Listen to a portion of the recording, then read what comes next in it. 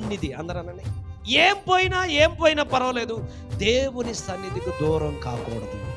దేవుని సన్నిధికి నువ్వు దూరం అయ్యావా, దేవుని కృపను చాలా దూరం చేసుకుంటావు.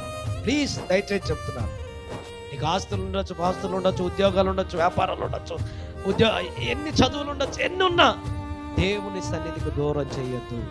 నీ పిల్లలనైనా, నీ భర్తనైనా, భార్యనైనా, ఎవరినైనా దేవుని సన్నిధికి నీవు దూరం కాకూడదు. దేవుని సన్నిధికి దూరం అయ్యే కొన్ని కృప అనుభవించడం తగ్గిపోతుంది.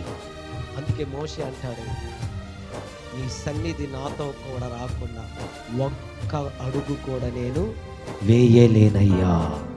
నీ పిల్లలకు ఆస్తులు ఇస్తానో పాస్తులు ఇస్తానో నాకు తెలియదు, కానీ నీ పిల్లలకు ఒకటే ఒక ఆస్తి ఇవ్వాలి. అదేంటి తెలుసా? దేవుని సన్నిధిని వెదికే ఆస్తి.